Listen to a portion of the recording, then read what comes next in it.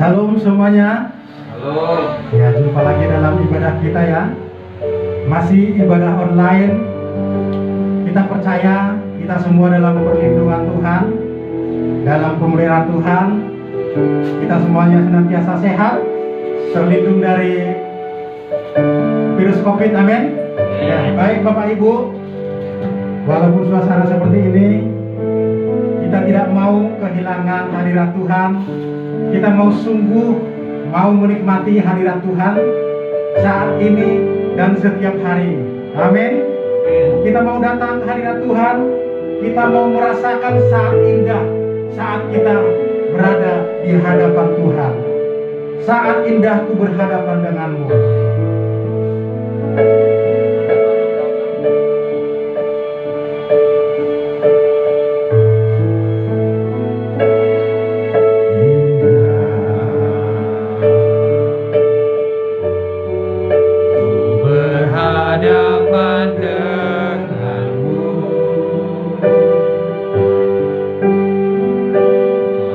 Memandang wajahmu, Yesus kekal.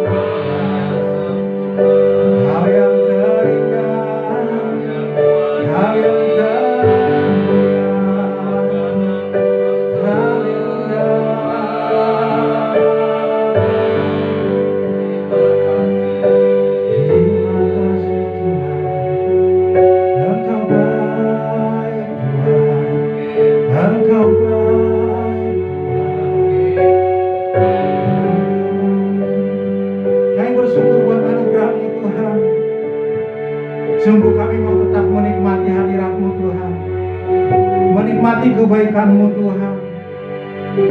Engkau indah bagi kami ya Tuhan. Engkau Yesus yang amat terindah dalam kehidupan kami ya Tuhan.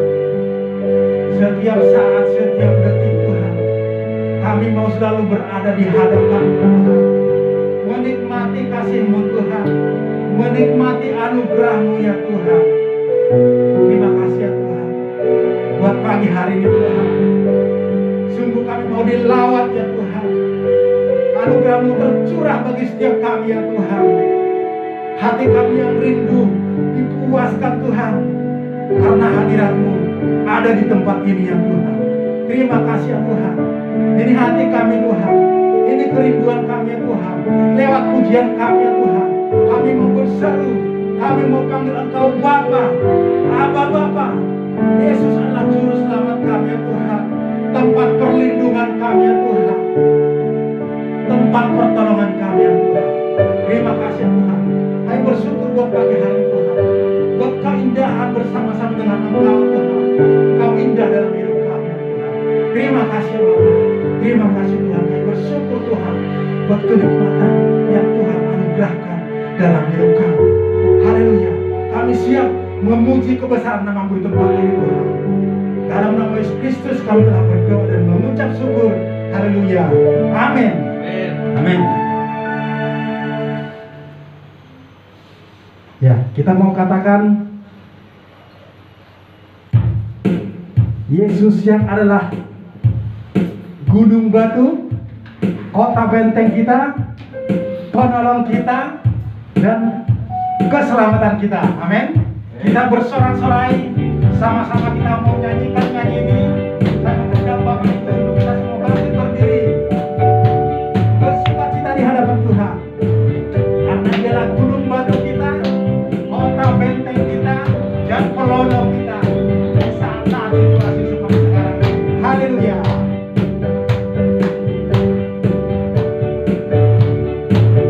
Bahwa Tuhan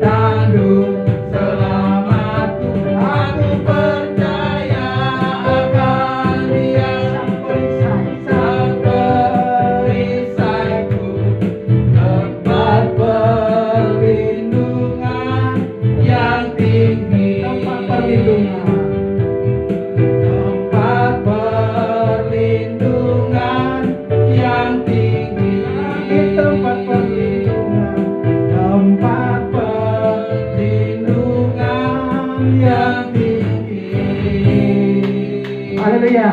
Kita percaya darah Yesus adalah sang perisai dalam tubuh kita. Amin. Jadi kita percaya, kita yakin kita terhindar dari virus-virus saat ini, karena ada Yesus yang menjadi penolong kita, kota batu, dan sang perisai kita. Amin. Ya baik Bapak Ibu, kita akan dengarkan firman Tuhan.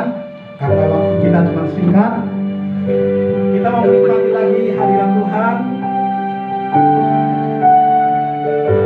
Kita mau katakan, ya Tuhanku, aku hendak bernyanyi bagimu selama ku hidup. Sungguh ini suatu menjadi kerinduan bagi kita. Kita mau tetap setia, kita tetap bermazmur setiap saat bagi Tuhan.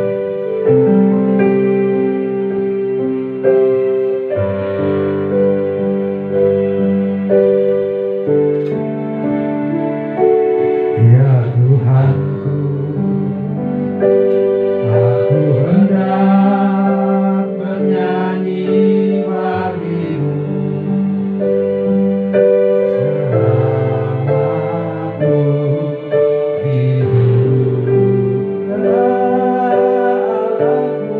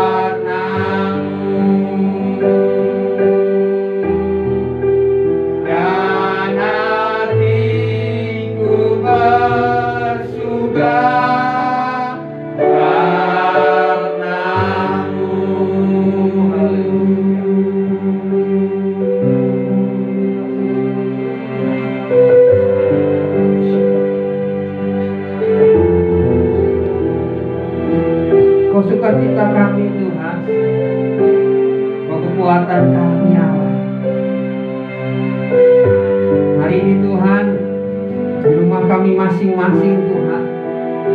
Kami mau bersekutu indah bersama dengan Kau Tuhan, memuji menyembah Kau, merenungkan firman-Mu Allah.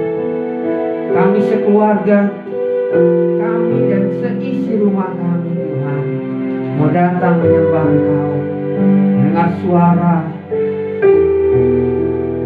yang keluar dari mulut-Mu Tuhan. Terima kasih. Siap mendengar firman-Mu Tuhan, dalam nama Tuhan Yesus. Haleluya. Amin. Amin. Ya, salam Bapak Ibu Saudara ya, yang ada di rumah ya, dimanapun kita berada, ada roh Allah, ada roh Allah ya, dimana 2-3 orang berkumpul, di situ aku ada. Kata firman Tuhan. Amin. Kita mau belajar firman Tuhan ya, minggu ketiga di bulan Juli ya.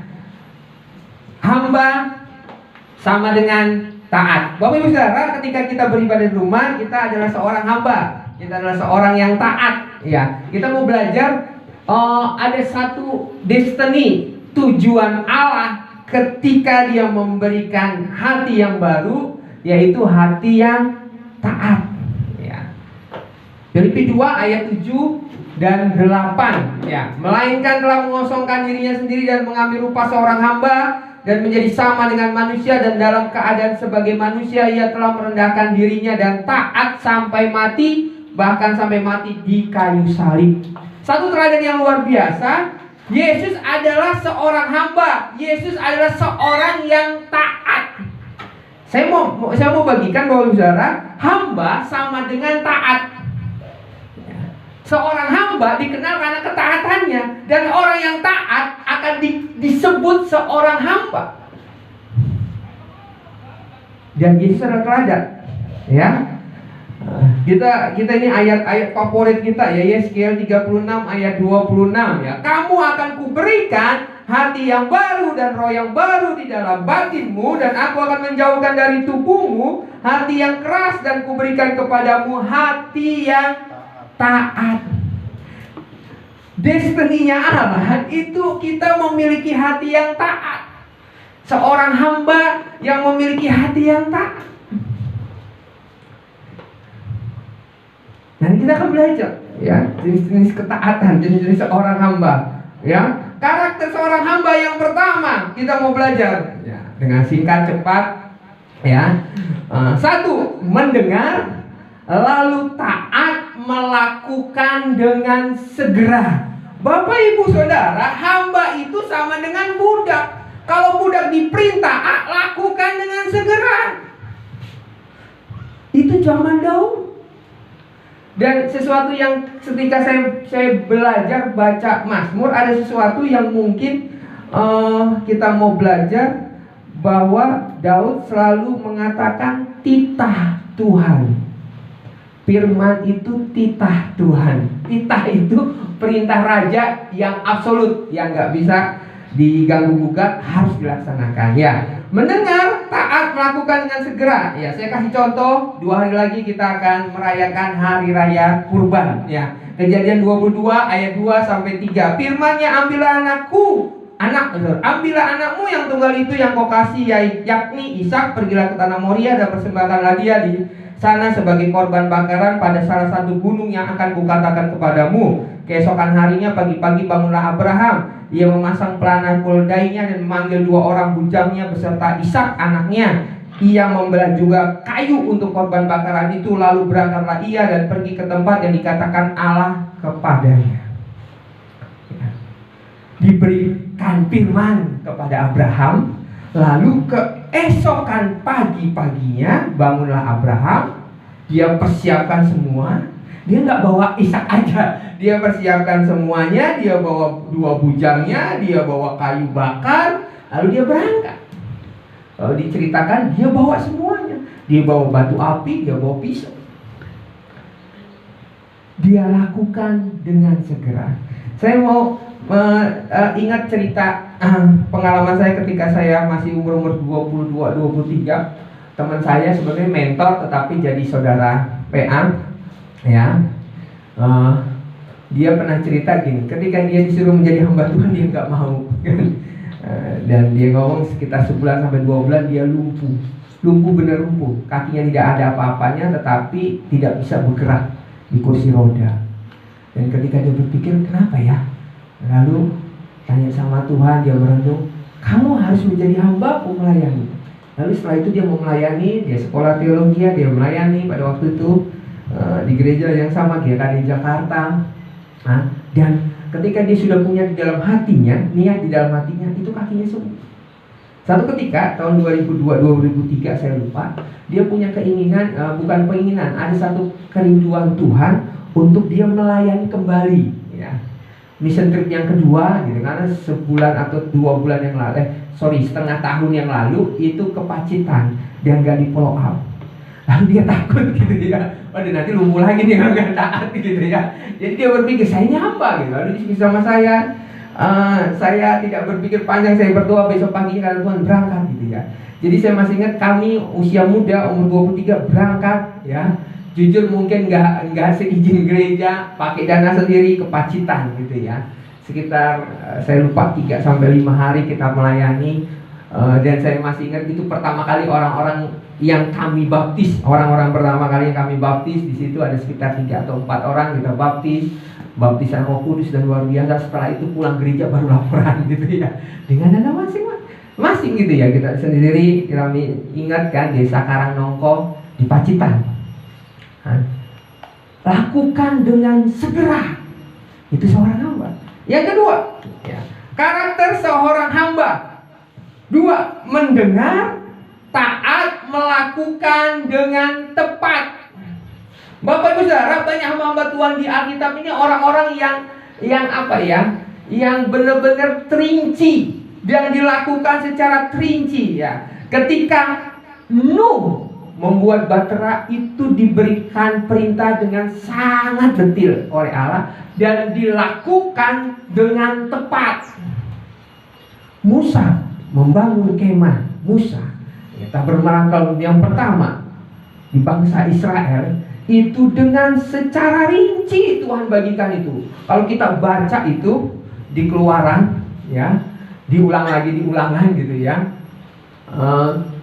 itu kayaknya agak-agak jenuh bacanya. Rinci bener, kainnya ukuran ini, dari bahan ini, tiangnya ukuran begini, bahan ini dan sebagainya. Dan saya mau katakan Bapak Ibu Saudara, seorang hamba Tuhan yaitu Musa melakukannya dengan tepat sesuai yang diperintahkan oleh Tuhan. Itu seorang hamba. 2 karakter ini harus ada pada kita. 2 karakter harus ada pada kita. Melakukan dengan segera, melakukannya dengan tepat.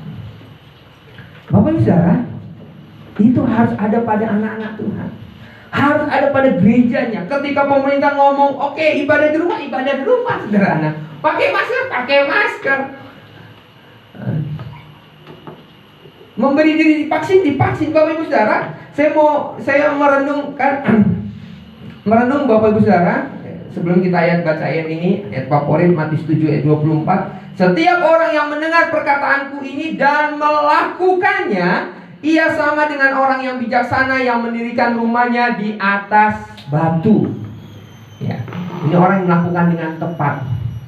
Saya masih ingat ketika kita belajar tentang kisah para rasul jemaat mula-mula, ya. Lalu apa yang kami lakukan?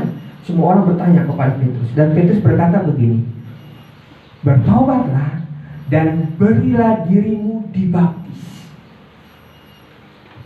Semua orang dengar dan melakukannya dengan segera dan tepat. 3.000 orang memberi diri dibaptis.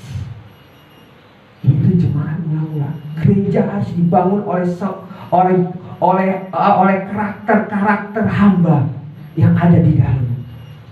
Ketika Petrus ngomong itu, jemaat mula-mula berdiri. Itu karena apa? Karena ada hati yang taat.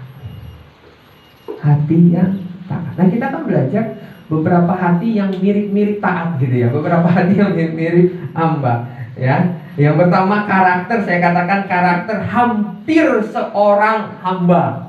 Ya, karakter hampir ya, agak mendekati lah. Hati yang taat. Ya, dikatakan di sini mendengar ya, lalu menolak atau berargumentasi. tetapi tetap melakukan. Seorang bapak ngomong kepada anak yang pertama, pergilah. Ya bapak, tetapi tidak melakukan. Yang kedua, pergi. Enggak bapak, tetapi akhirnya melakukan. Ya, sempat menolak. Ya, sempat menolak, tetapi melakukan. Berargumentasi gitu ya. Saya punya contoh ya, Bapak Ibu bisa baca 2 Raja-Raja 10 ayat 2 Raja 5 ayat 10 sampai 14. Ini cerita tentang Naaman yang penyakit kusta datang ke Nabi Elisa. Elisa ngomong, mandi dikatakan di sini kan 7 kali ke dalam sungai Yordan, kamu akan sembuh. Lalu Naaman marah-marah gitu ya.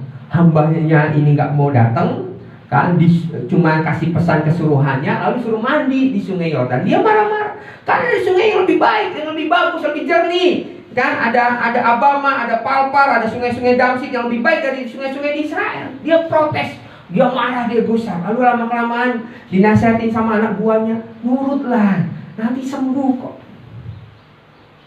Akhirnya dia nurut. Dia nurut dan sembuh. Bapak Ibu Saudara, kemarin beberapa lalu ada seorang hamba Tuhan WA, Mas Supri, menurut Mas Supri pendapat Alkitab tentang vaksin gimana? Saya ngomong begini, saya jawab, Pak, sudah telat pertanyaannya gitu kan. Karena awal tahun kita sudah berdiskusi panjang, lalu saya bulan Mei sudah divaksin 2 kali. Jadi pertanyaan untuk berdiskusi lagi udah panjang, udah berargumentasi lagi kenapa harus divaksin, boleh nggak divaksin dan sebagainya, itu sudah telat gitu ya. Nggak perlu berargumentasi lagi. Sekarang harus menjadi seorang hamba hati yang taat. Lakukan. Kata pemerintah vaksin. Kata hamba-hamba Tuhan gitu ya, bapak-bapak rohani kita di GKD sudah buat surat gitu, dari sinode gitu ya. Oke, kita lancarkan program pemerintah ya.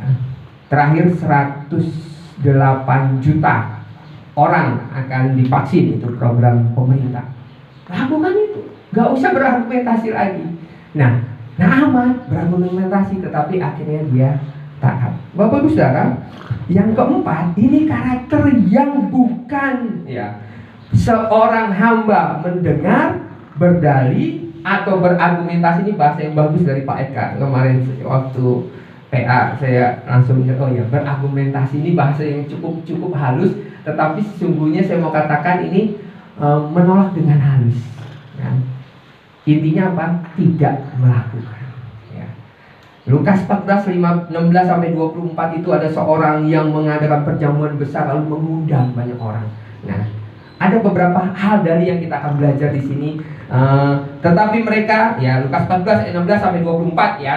Saya baca sepenggal-sepenggal ya, tetapi Bapak Ibu bisa baca di rumah. Lukas 14 ayat 16 sampai 24. Tetapi mereka bersama-sama meminta maaf. Yang pertama berkata kepadanya, aku telah membeli ladang dan aku harus pergi melihatnya. Aku minta dimaafkan. Coba ngunjunginya nanti dulu. Saya punya kendaraan baru, mau saya test drive dulu gitu ya. Ini sesuatu yang argumentasi, masuk akal. Ya, banyak hal yang berdalih itu sesuatu yang masuk akal, tetapi kata Tuhan, engkau adalah hamba. Hatimu yang baru adalah hati yang taat. Boleh berdalih tapi harus lakukan. Yang kedua, ya, yang lain berkata, aku telah membeli 5 pasang lembu kebiri dan aku harus pergi mencobanya. Aku minta dimaafkan. Bapak Ibu Saudara, ini yang kita harus belajar dari Raja Daud. Dia seorang raja dan dia tahu, sama seperti seorang perwira, saya atasan tapi saya juga punya atasan, saya seorang bawahan. Ketika saya bertemu Tuhan, saya menganggap Tuhan itu adalah titah Tuhan yang harus dilakukan. Sama seperti saya membuat perintah kepada rakyat saya. Daud melakukan itu. Dia taat kepada Allah. Nah, dalih-dalih seperti ini selalu ada pada kita. Waduh, nanti dululah, waktunya belum longgar gitu ya. Nanti dululah, kalau saya lagi banyak uang, saya mau bantu gereja, banyak hal. Nantilah, kalau saya masih ingat ada seorang hamba Tuhan berkata, saya nanti free kalau saya pensiun saya mau full time melayani Tuhan. Sekarang enggak. Lalu dia habis waktunya dengan dunia, uangnya juga habis kan. Kekayaan awalnya yang dia mau persembahkan kepada gereja tidak dilakukan. Dari itu memalingkan kita bahwa sebuah perintah harus dilaksanakan. Yang ketiga, ya, yang lain lagi berkata, aku baru kawin dan karena itu aku tidak dapat datang. Maka kembalilah hamba itu dan menyampaikan semuanya itu kepada tuannya. Lalu murkalah tuan rumah itu. Yang ketiga, ya, aku baru kawin, aku tidak dapat datang. Ada kebutuhan personal gitu ya, ada keperluan pribadi, nanti dulu lah gitu ya, dan sebagainya. Ini orang-orang yang berdalih, orang-orang yang berargumentasi. Ya Bapak Ibu Saudara, ada orang yang mungkin yang kelima itu orang yang lari dari Tuhan seperti Yunus gitu, ditangkap lagi Tuhan, dibalikin lagi gitu ya istilahnya. Tetapi kita bukan seorang hamba seperti itu. Kita punya seorang hamba yang punya hati yang taat karena kita memiliki hati yang baru. Dikatakan segera melakukannya dan melakukannya dengan tepat. Melakukannya dengan tepat. Ya, saya mau bagikan 3 poin di sini ya. 3 ayat di sini. Ya. Hukum seorang hamba ini harus jelas pada pikiran kita ya. Dan ini selalu saya renungkan bahwa saya benar-benar seorang hamba enggak? Ketika saya diutus ke Lampung, saya pergi ke Lampung, saya masih ingat ya Bapak Ibu Saudara.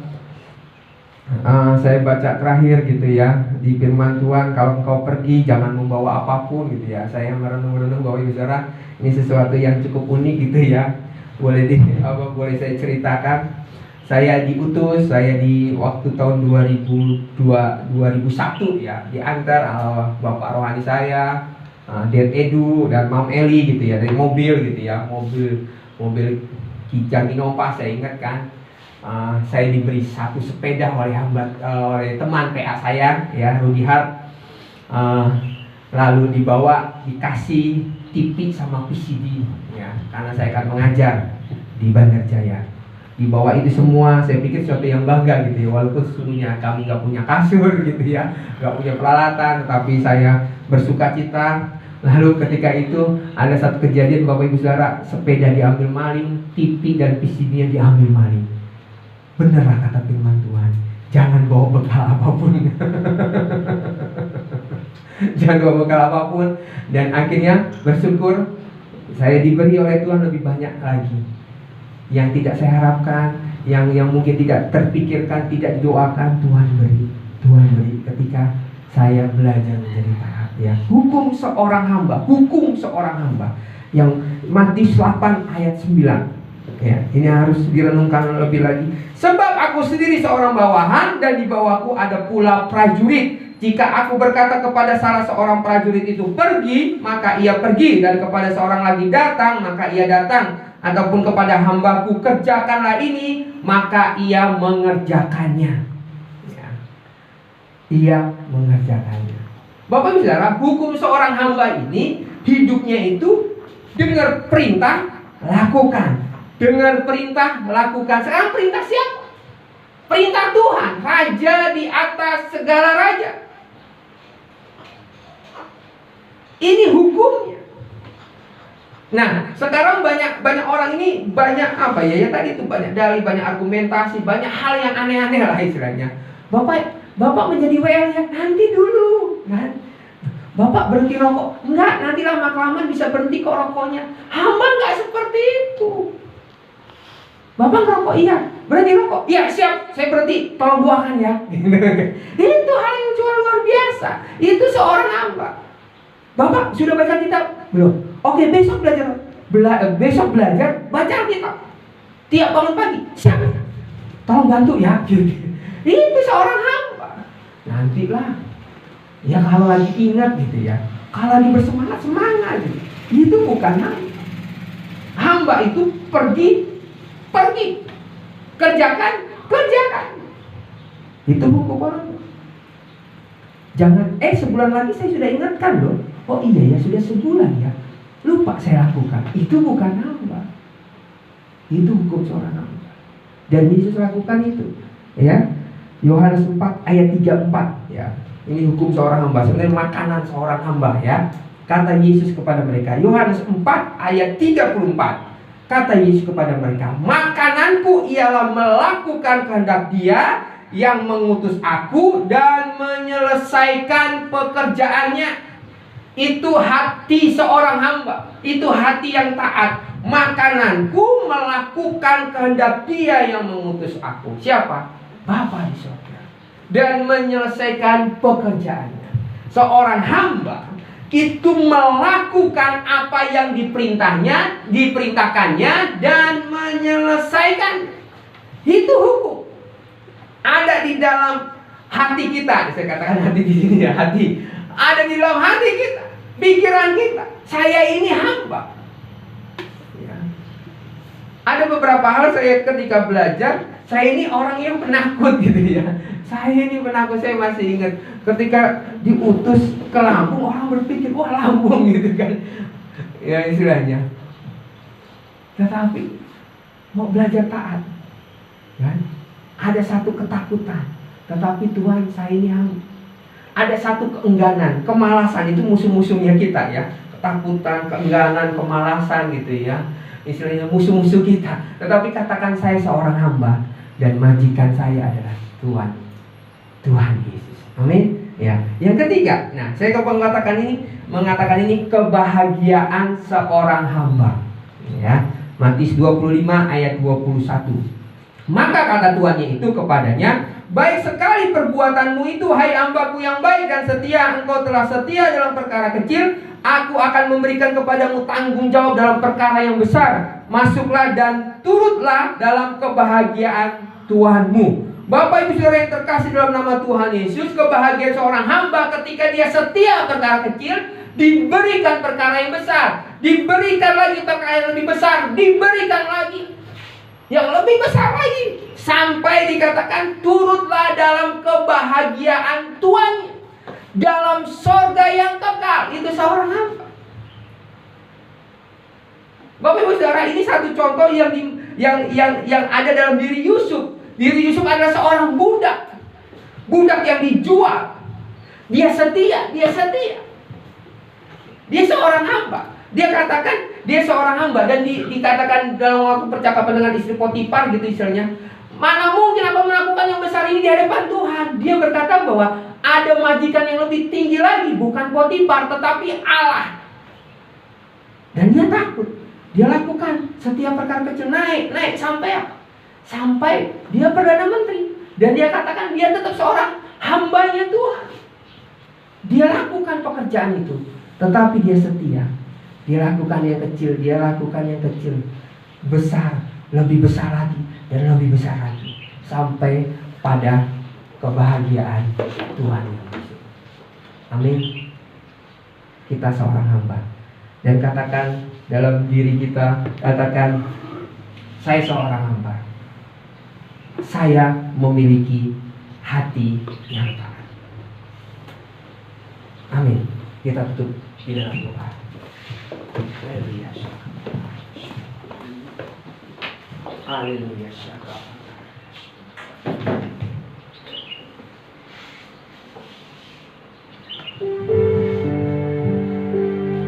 Biarkan manis kau dengar Tuhan.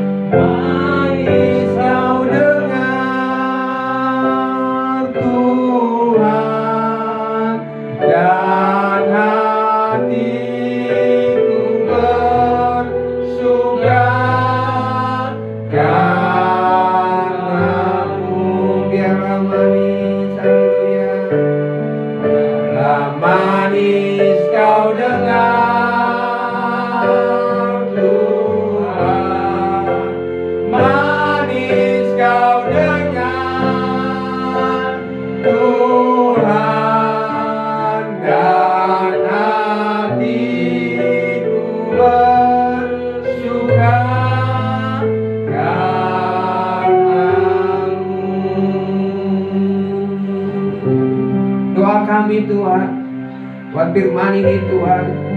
Biar Engkau manis, sangat manis Tuhan, Kau dengar hidup kami Tuhan. Kami mau katakan kami memiliki hati yang taat. Kami memiliki hati yang taat kepadamu Tuhan, pada firman.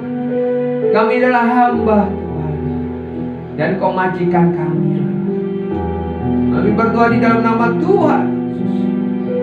Jemaat-Mu yang ada di rumah masing-masing, kami berdoa dalam nama Tuhan Yesus. Terima kasih Tuhan untuk hati yang baru Tuhan, untuk roh yang baru Tuhan. Dan kami mau hidup sebagai hamba, hamba yang daripadamu Tuhan, seorang yang taat Tuhan. Kami berdoa di dalam nama Tuhan, di setiap telinga kami ketika mendengar firman Tuhan, Tuhan, kami mau taat lakukan itu Tuhan, dengan segera, dengan tepat Tuhan, di dalam nama Tuhan Yesus. Kami bukan orang-orang yang berdalih, berargumentasi, tetapi kami orang-orang yang melakukan firman-Mu Tuhan. Bukan hanya merenungkan, tetapi menjadi pelaku firman-Mu Tuhan, tinggal di dalam firman-Mu Tuhan. Jadi orang yang taat Tuhan, di dalam nama Tuhan Yesus. Kami mau belajar taat kepada Engkau Tuhan. Kami mau belajar taat kepada bapak-bapak rohani kami. Kami mau belajar taat kepada pemerintah Tuhan. Karena kami punya hati yang taat yang sudah Kau berikan kepada kami. Gereja-Mu adalah gereja yang taat Tuhan. Kami mendengar perintah dan kami lakukan Tuhan. Dan kami percaya Tuhan, seperti Yesus Kristus, hidup kami adalah melakukan pekerjaan-Mu Tuhan dan menyelesaikannya. Roh Kudus, tolong kami, gereja-Mu Allah, di dalam nama Tuhan. Dalam nama Tuhan kami berdoa, dalam nama Tuhan Yesus, memberkati pemerintahan kami di masa yang bagi dunia sulit. Tapi kami percaya Tuhan, ada satu anugerah yang besar bagi anak-anak-Mu Tuhan, di mana kami boleh hidup Tuhan di zaman ini. Ada kabar baik akan terus diberitakan Tuhan. Ada kabar baik yang terus akan diceritakan Tuhan. Ada mujizat yang akan terus dilakukan oleh anak-anak-Mu Tuhan di dalam nama Tuhan Yesus. Ada kasih-Mu yang akan terus diwujudkan oleh gereja-Mu Allah di dalam nama Tuhan Yesus. Kami percaya Tuhan, Injil Kerajaan akan diberitakan Tuhan sampai ke ujung-ujung bumi. Sampai orang-orang yang belum pernah mendengar di masa yang sulit ini, Tuhan akan mendengar Tuhan. Khotbah demi khotbah Tuhan, pengabaran Injil demi pengabaran Injil, cerita-cerita mujizat demi cerita-cerita mujizat Tuhan dilakukan oleh anak-anak-Mu Tuhan. Ketika kami gereja-Mu taat Tuhan, melakukan firman-Mu Tuhan, perintah-Mu Tuhan, di dalam nama Tuhan Yesus. Terima kasih Bapak, kami berdoa untuk saudara-saudara kami Tuhan yang terkonfirmasi Tuhan positif virus corona Tuhan, di dalam nama Tuhan Yesus. Kami katakan Tuhan, kami sudah sembuh. 2000 tahun oleh bilur-bilur darah Yesus sudah dibayar lunas. Dipatahkan kuasanya, kuasa penyakit di dalam nama Tuhan Yesus. Sembuh Tuhan, menjadi kesaksian bagi orang-orang di sekitarnya Tuhan, di dalam nama Tuhan Yesus. Tidak menular, tidak ada kuasa menular lagi. Dan kami berdoa bagi kami Tuhan, ada imunitas ilahi lebih lagi Tuhan. Kami boleh melayani lebih dekat lagi. Kami boleh belajar terus Tuhan, mengunjungi mereka Tuhan lewat online, lewat kehadiran pribadi dalam nama Tuhan Yesus. Kami percaya Tuhan, sungguh kami berdoa untuk anak-anak-Mu Tuhan yang ada di tenaga kesehatan Tuhan. Berkati mereka Tuhan dalam nama Tuhan. Tambahkan terus Tuhan imun ilahi dalam tubuh mereka dalam nama Tuhan Yesus. Berdoa untuk Yopi, anak kami yang ada di Jakarta Tuhan, yang menjadi perawat Tuhan. Ada iman yang lebih lagi Tuhan. Lewat dia menjadi perawat, dia boleh menjadi kesaksian yang besar Tuhan di lingkungan pekerjaannya Tuhan. Terima kasih Bapa. Mengucap syukur Kau dasar, Kau luar biasa Tuhan. Kau sudah beribadah Tuhan. Terpujilah nama-Mu. Segala pujian, hormat, syukur dan kemuliaan hanya bagi Kau. Allah yang kami sembah seumur hidup kami. Terima kasih Bapa. Kami mengucap syukur dalam nama Tuhan Yesus. Haleluya. Amin.